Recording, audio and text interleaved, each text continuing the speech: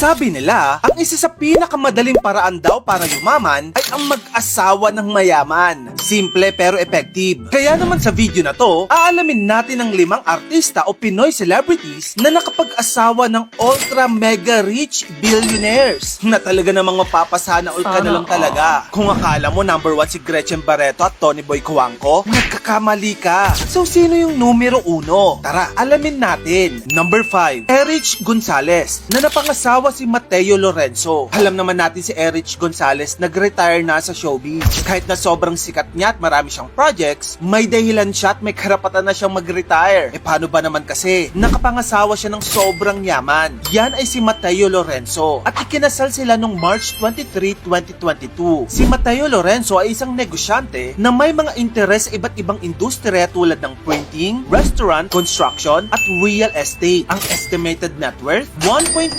billion pesos. Number 4, Alodia Goshenfiao na napangasawa ang bilyonaryong si Christopher Kimbo. Well, bagamat si Alodia ay mayaman na on her own, talaga namang mas lalong lumobo ang net worth niya nang mapangasawa ang business tycoon heir na si Christopher Kimbo na tagapagmana at presidente ng Novellino Wines. Sila ay kinasal noong 2023 at ang estimated net worth ni Christopher Kimbo, 1.4 billion pesos. Number 3, Don Zulueta na napangasawa si Antonio Lagdameo Jr. Si Don Zulueta, ang timeless beauty ng Philippine showbiz, ay ikinasal kay Antonio Anton Lagdameo Jr. noong 1997. Si Anton ay isang politiko at big time na negosyante. Kasalukuyan siya nagsisilbing special assistant to the president sa administrasyon ni Pangulong Bongbong Marcos. Siya rin ay bahagi ng kilalang Floyrendo clan sa Davao. Ang estimated net worth, 2.4 billion pesos. Number 2, Gretchen Barreto na napangasawa si Tony Boy Cuangco. Pag pinag-uusapan talaga mga Pinoy celebrities na nagkaroon ng partner na sobrang yaman, hindi mawawala sa usapan si Gretchen Barreto. Paano ba naman kasi? Napangasawa niya si Antonio Tony Boy Cuangco Jr., isang big time na tycoon at dating chairman ng PLDT at San Miguel Corporation. Bagamat hindi sila formal na kasal, ang kanilang relasyon ay tumagal na ng higit sa 3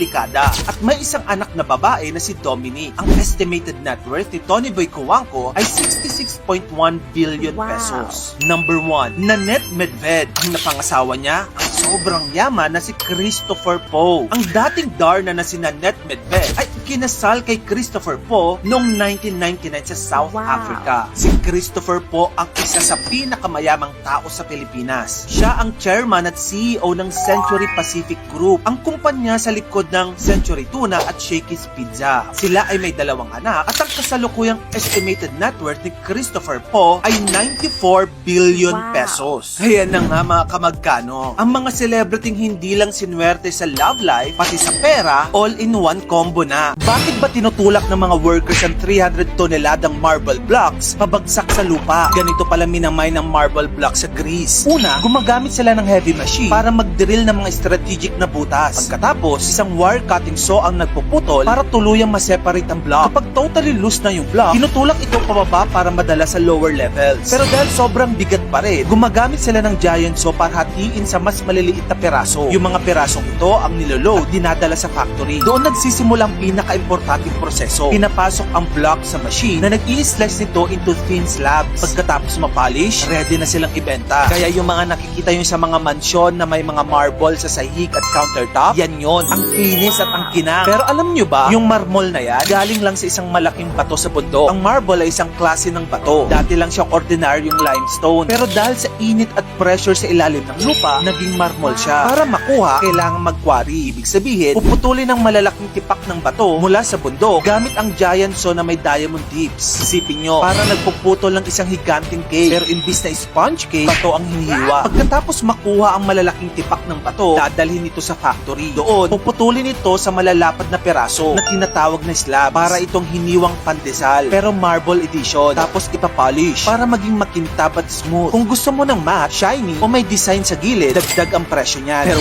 wait, hindi pa tapos. Dahil mabigat ang marmol, kaya mahal din ang transport. At hindi lahat ng bato nagagamit. May mga parte na may pitak o sira, tinatapon na iyon sa dagat. Kaya konti lang talagang natitirang maganda o pwedeng gawing tiles o counter. Mahal na marmol sa mundo ay yung tinatawag na Lux Touch Marble Panel. Gawa yan sa diamond, black onyx, at mother pearl. Ang presyo, $1 million per square meter or 55 million pesos kada metro kwadrado. Ginagamit ito sa mga palasyo at mansyon ng mga bilyonaryo. Andyan din ang napakamahal na Calacata Viola na makukuha lang sa Italy. Yan ay rare na marmol na kulay puti at may purple veins. Ang presyo, $200,000 per square meter or 11 million pesos kada metro kwadrado. Ang marble tiles natin dito sa Pinas ay 200 to 800 pesos per square foot lang. At kung bibili ka naman sa Wilcon, yung mga nakikita mong marble look wall tiles doon, nasa 1,400 to 3,700 depende sa design at size. Pero take note, yung mga nabanggit ko, imitation lang ha, hindi yun totoong marmol. Ang tanong, bakit sobrang mahal ng marble? Una, nakadepende kasi yan sa ganda at kulay. Kapag pure white o may kakaibang pattern, mas mahal. Pangalawa, kung imported, mas mataas talaga ang presyo. At pangatlo, kailangan kasi ng maintenance. Yung marble kasi madaling magasgas o mamantsa.